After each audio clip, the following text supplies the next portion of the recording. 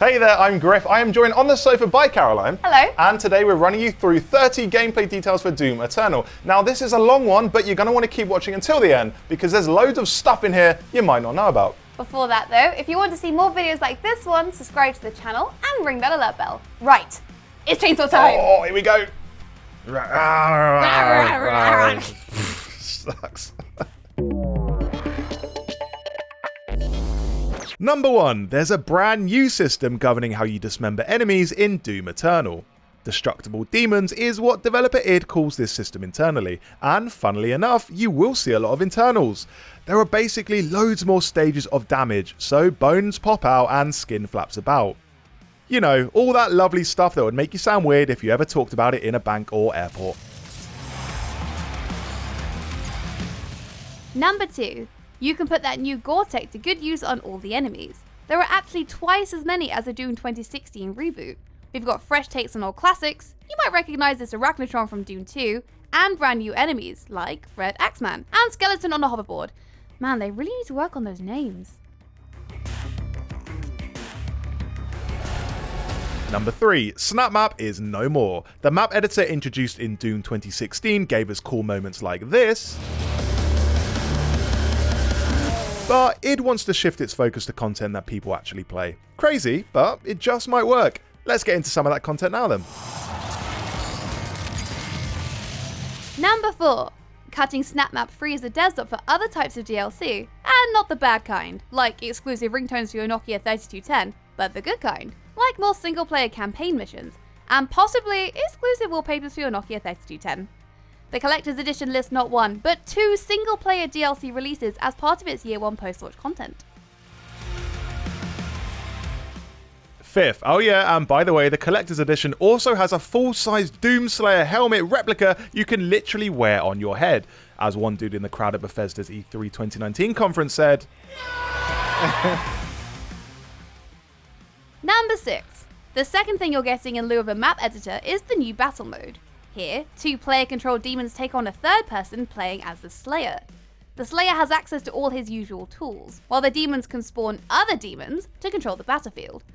Also, numbers fly out when you shoot people, so, you know, that's always nice.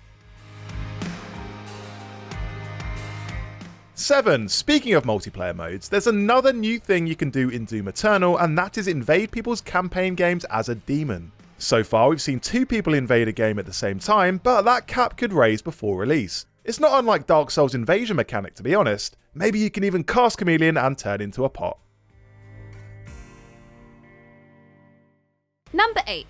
This is the demonic corruption level. It's not been confirmed how it works exactly, but our best guess is that it tracks how many demons are in the level, and by killing a certain amount, you'll unlock the exit.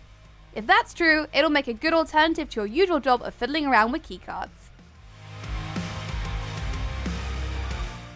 Number 9. Doom Eternal is the first game to run on id Tech 7, an engine that id says allows for 10 times the geometric detail than it's ever put on screen before. The same goes for texture fidelity. I mean, it doesn't look 10 times better, but then again, who am I to trust my own eyes over these dudes?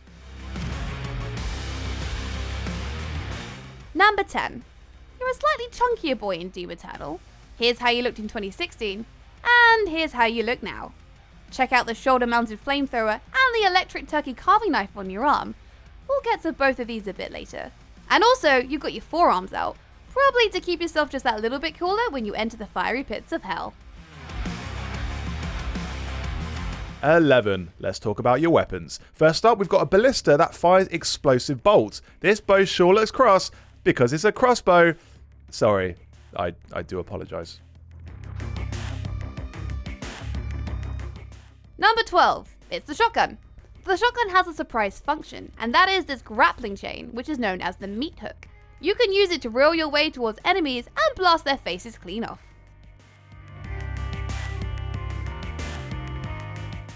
13. The rocket launcher returns in Doom Eternal, complete with its remote detonation alternate fire mode, but it's got a brand new design too. Check out that skull. Not enough guns have skulls on them in my opinion.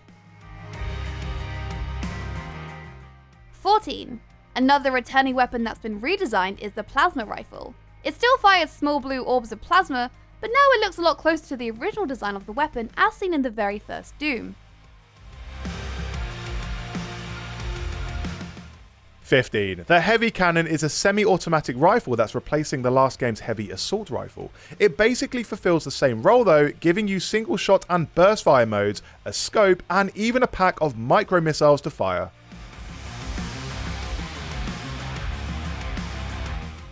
16. Environments are way more interactive in Doom Eternal. Look at this gate for instance. You can even use the scenery against your enemies. If you see a massive green target, try shooting it. And you might make some blades do this. To be honest, I mean, what else are you going to do with a massive green target? 17. Doom Eternal features all new platforming sections to break up the endless killing. You can use your suit to clamber up these designated walls, smash walls, move boxes, and swing on these monkey bars while avoiding the piping hot streams of fire. The world is one big adventure playground, but like one that wants to murder you. Number 18. New item pickups. So far we've seen the rad suit, which makes you immune to radiation. It's a callback to the original game, which also contains the rad suit item pickup, and it looks a lot like it too. The question is, who keeps leaving all this hazardous waste everywhere? It's really bad for the health. Number 19. I totally forgot this, but you've got a sword. Let's just have a look at it. It's like a lightsaber from hell. Other enemies have melee weapons too, so I reckon we can expect some epic first-person blade combat in the game. Unless you just want to get your rocket launcher out and shoot them in the head. Number 20. The Green Wolf. What the heck is this thing? It's just there, being all green. A green wolf. That is all. Number 21. Let's talk about some of the places you're gonna visit in Doom Eternal. One of these places is, for the first time since I believe Doom 2, Earth. Angrily let me know in the comments if I'm wrong about that, please.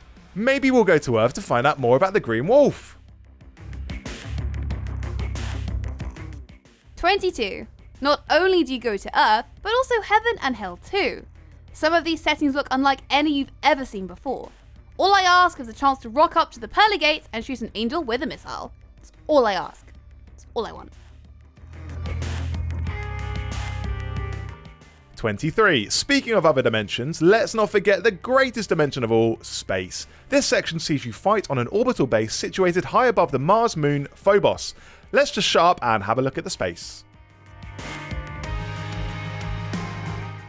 24.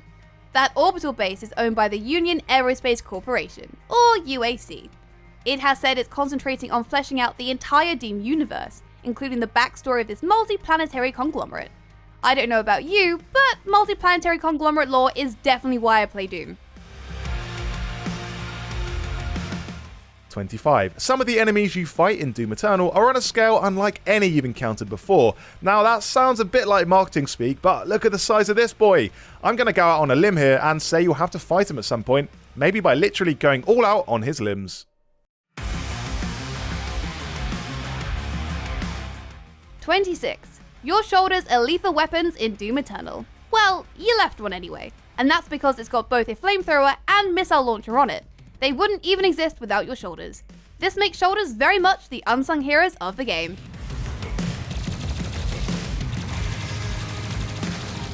27. Here's how respawning works in Doom Eternal. When you die, you'll actually respawn on the exact spot where you died if you've got spare lives. If you haven't got any spare lives, you'll instead restart at the nearest checkpoint. My top tip is not to die at all. 28. Check out the new and improved weapon wheel from the E3 2019 trailer. It's changed since the last time we saw it at QuakeCon 2018, appearing to sort the weapons by colour for ease of access. As with the weapon wheel, you can reasonably expect basically everything in Doom Eternal is being re-evaluated before release.